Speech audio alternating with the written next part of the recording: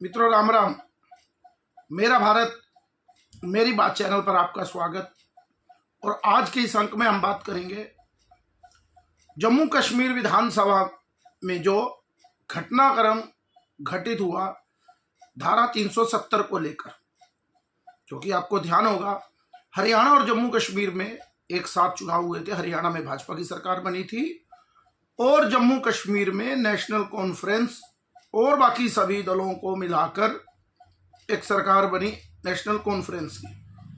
और 28 सीटें जो जम्मू क्षेत्र है वहां पर भाजपा ने जीती और 42 सीटें नेशनल कॉन्फ्रेंस ने जीती। तो उसके मुख्यमंत्री फारूक अब्दुल्ला और डिप्टी स्पीकर सुरेंद्र चौधरी बने, जो कि नौशहरा से जीते थे। जब विधानसभा का पहला सत्र बुलाया गया और एलजी का अभिभाषण हुआ, कई जगह राज्यपाल का अभिभाषण होता है और संसद में राष्ट्रपति का अभिभाषण होता है, फिर उसके ऊपर चर्चा होती है। तो यहाँ पर एलजी है तो एलजी का अभिभाषण हुआ और उस पर चर्चा होनी थी। लेकिन उस चर्चा से पहले उन्होंने पीडीपी ने श्रेय लेने का, जबकि उनके 3 ही एमएलए है, श्रेय लेने की कोशिश की कि 370 वापिस लाई जाए। लेकिन उस समय उमर अब्दुल्ला ने कहा कि एक ढीला ढाला प्रस्ताव है, हमारी तरफ से ये प्रस्ताव लाया जाएगा, क्योंकि सबको वहां पर 370 लाने की वापसी और अपनी जो उनका क्षेत्र है उसको दिखाने की कोशिश करने की, हम 370 के लिए लड़ रहे हैं।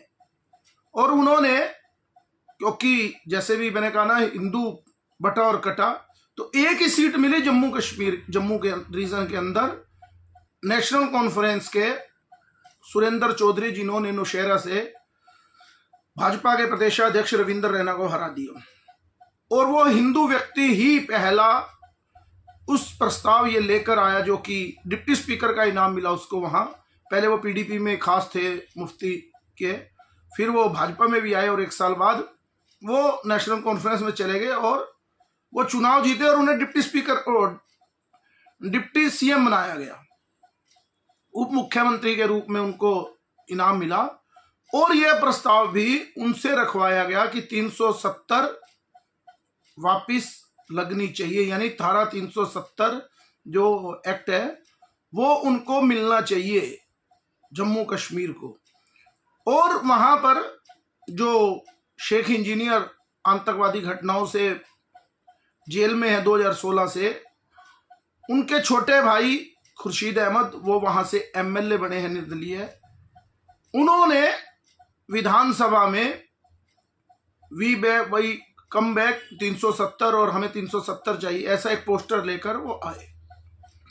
लेकिन वहां पर क्योंकि अभिभाषण पर बहस होनी थी एलजी के, वो ना करते हुए पहले ये काम किया, तो भाजपा के विधायकों ने उसका विरोध किया।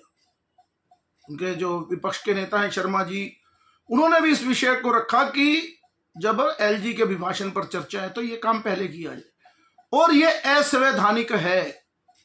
लेकिन नेशनल कॉन्फ्रेंस ने ये प्रस्ताव विधानसभा में लाकर पास करवा लिया, जबकि इस 370 धारा को लाकर, प्रस्ताव लाकर, उससे कुछ होने जाने वाला नहीं, क्योंकि ये केंद्र सरकार का बनाया हुआ प्रस्ताव है। संसद में बना हुआ ये जो धारा 370 और 35 से हटी है वो संसद में हटी है। ये पूरा अधिकार राज्य सरकार को है ही नहीं। लेकिन उन लोगों को, अपने लोगों को दिखाना था कि हम 370 वापस लाने के पक्ष में हैं। अब 370 की बात है तो आपको ध्यान ही होगा 5 अगस्त 2019 को, जैसे ही भारतीय जनता पार्टी की दूसरी सरकार बनी, दूसरी मोदी 2, तो उसमें ये 2 महीने बाद ही एक प्रस्ताव लाया और बड़े बहुमत से 370 की जो 70 वर्ष पुरानी मांग थी उसको भी भाजपा ने पूरा कर दिया। और 370 हटने के बाद वहां पर क्या क्या बदला, वहां पर सबसे बड़ी बात हुई कि बाबा साहब अंबेडकर का जो संविधान है वो 70 साल तक लागू नहीं था वो लागू हो गया। पहले 2 विधान 2 संविधान इस तरह से 2 झंडे ऐसे चलते थे, लेकिन धारा 370 हटने के बाद वहां पर पूरे देश में जो एक ही संविधान है उसकी रक्षा हुई और वो लागू हो गया। 70 साल के इतिहास में पहली बार ऐसे हुआ। आप भी अगर देखना चाहें तो सुनना, एक वीडियो है उमर अब्दुल्ला का, जो वो शपथ ले रहे हैं। उन्होंने इंग्लिश में शपथ ली और कहा कि मैं ईश्वर और भारतीय संविधान की शपथ लेता हूं। यानी कि भारतीय संविधान की शपथ उन्होंने 70 साल में पहली बार किसी मुख्यमंत्री ने ली। नहीं तो वो जम्मू कश्मीर के संविधान की शपथ लेते थे, भारतीय संविधान की नहीं।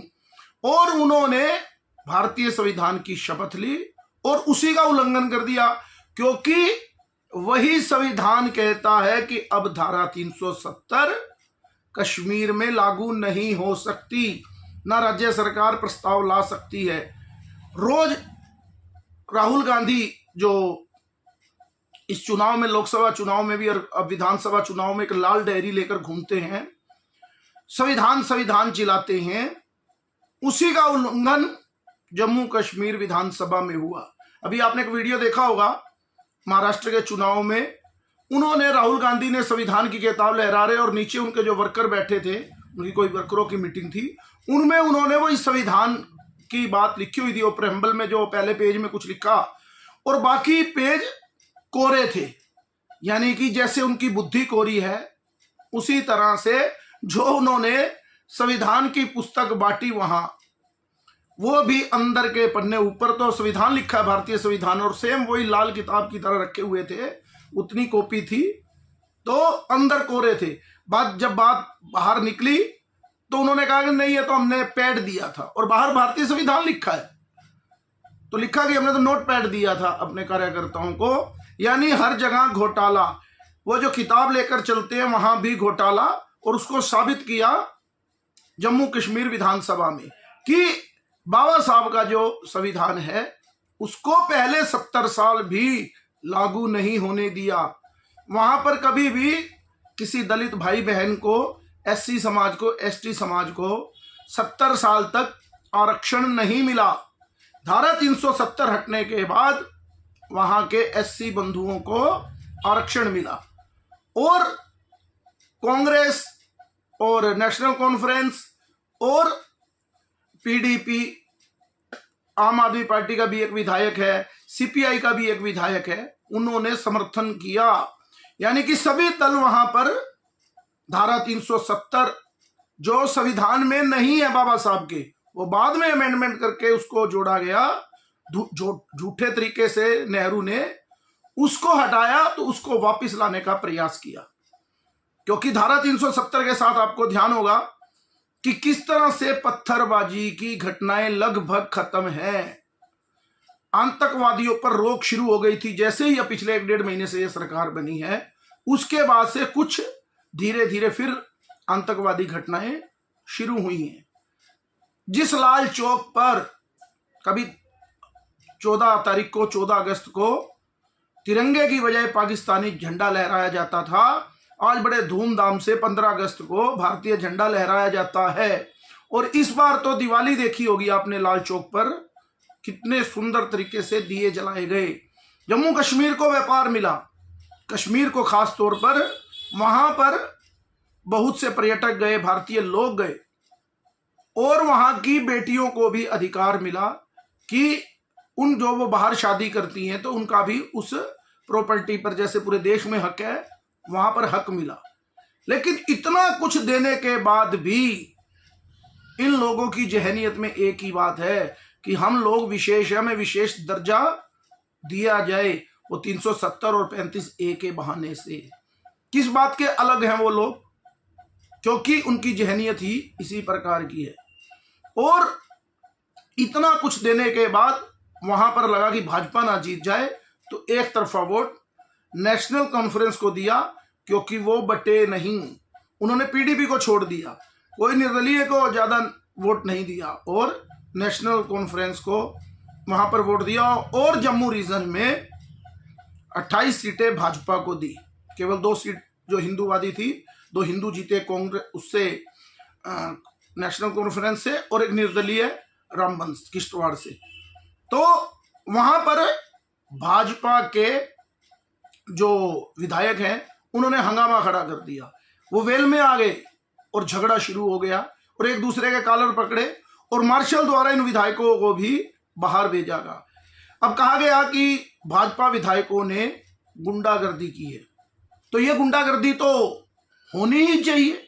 आप संविधान के खिलाफ बोल रहे हैं और वो वेल में भी ना आए और उनको मार्शल, क्योंकि अभी दिल्ली में भी संसद में कुछ सांसदों को निकाला तो महात्मा गांधी की मूर्ति के बाहर आकर बैठ गए सांसद। आम आदमी पार्टी के संजय सिंह और कांग्रेस के 70 सांसदों को निलंबित किया गया था, लेकिन मार्शल द्वारा यहां बीजेपी विधायकों को फेंकवाया गया बाहर। लेकिन फिर वही बात कि अगर जम्मू रीजन से भाजपा के विधायक ना बनते तो आज इस देश की बात कौन उठाता।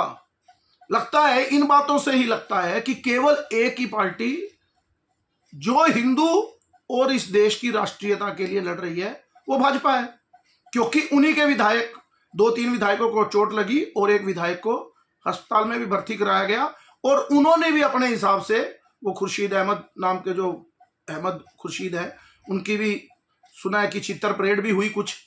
तो इस लड़ाई को कौन लड़ रहा है यह सोचना होगा।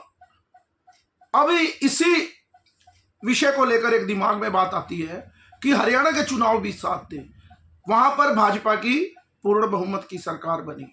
अगर वो सरकार हरियाणा में भाजपा की ना बनती तो क्या क्या परिस्थितियां इस देश में होती और दिल्ली को कैसे घेरा जाता, दिल्ली को कैसे बंधक बनाया जाता, वो इस जम्मू कश्मीर की विधानसभा से अंदाजा लगता है। जबकि वहां एलजी का राज है, सारी पावर अभी एलजी के पास है। अगर सारी ताकतें उनके पास हों तो वो क्या स्थिति पैदा करते। तो मेरे कहने का मतलब, जो मोदी और योगी कह रहे हैं बटोगे तो कटोगे, वही विषय यहां पर आता है। और इसके बाद मोदी ने, योगी ने और अमित शाह, क्योंकि आजकल चुनाव चल रहे हैं, तो कहा कि 370 तो अब जमीन में गड़ चुकी है, इसको अब कोई वापस नहीं ला सकता। लेकिन मुझे लगता है कि ठीक है, ये कहने में सही है कि वो जमीन में गड़ चुकी है, इसे वापस नहीं ला सकता। लेकिन हमारे जैसे लोग, हिंदूवादी लोगों ने कांग्रेस और उनके समर्थकों को अगर ज्यादा ताकत दी तो ये वापस भी आ सकती है, क्योंकि कांग्रेस मूक समर्थन कर रही है।